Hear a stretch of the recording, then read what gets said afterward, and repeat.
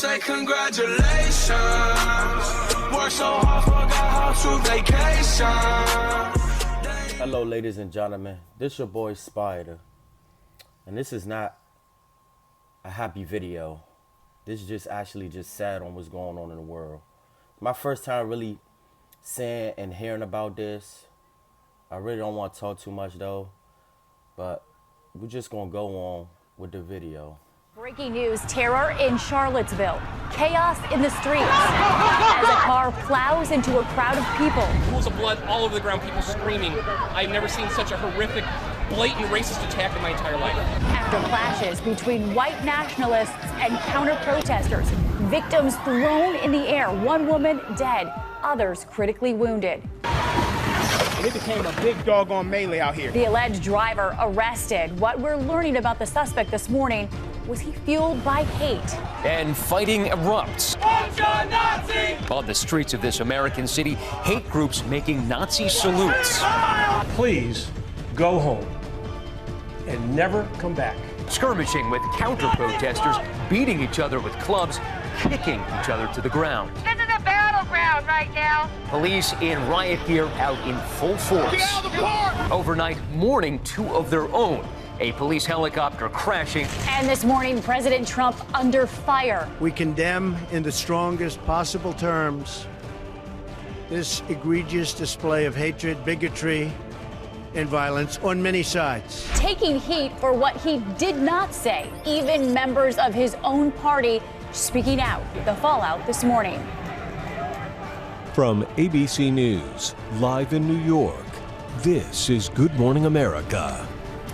Good Sunday morning, everyone. Dan is off once again. It is great to have Matt Gutman with me once again on this very busy morning as we cover the chaos and violence in Charlottesville, Virginia that ended in tragedy. This graphic image capturing the horror, showing a car ramming into a crowd of people. You see those bodies flying, a horrifying scene with deadly results. Horrifying indeed. It capped a day of protests, white nationalists clashing with counter-protesters in scenes like this on the streets that erupted into pure chaos. The hate boiled over with the governor declaring a state of emergency, and Attorney General Jeff Sessions has opened a federal civil rights investigation. Now, here's what we know. 3 people were killed. A 32-year-old woman who was hit by that car that plowed into the crowd, as well as 2 state troopers. In total, 35 people hurt. Police have arrested the alleged driver, 20-year-old James Fields Jr., from Ohio. They're looking more at his motive, and we want you to take a look at the cover of the Daily Progress. It's the local newspaper covering Charlottesville with the headline,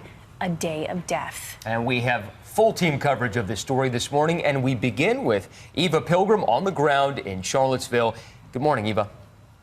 Guys, several people are still fighting for their lives this morning. Now the FBI is investigating the motive behind that deadly crash that killed one person here in Charlottesville.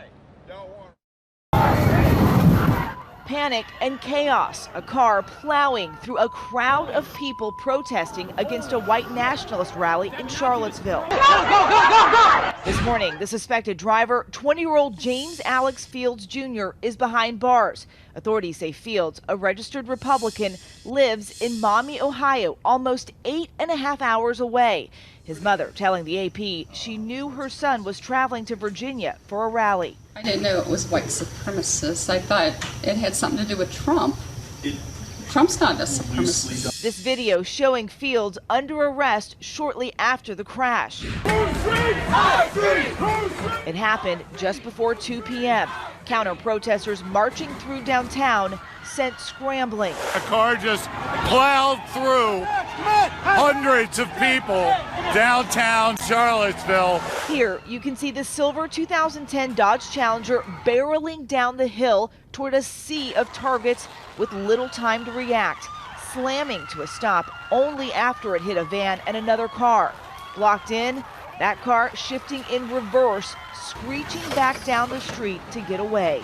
Shoes all over the ground, pools of blood all over the ground, people screaming. One person, a 32-year-old woman, left dead. 19 more rushed to the hospital, 5 in critical condition. I can tell you that the injuries are ranging from life-threatening to minor at this point. The destructive aftermath on the street, leaving bystanders searching for their loved ones. I need my sister! Others jumping in, carrying those hurt in the collision, desperately searching for help. This following nearly 24 hours of unrest.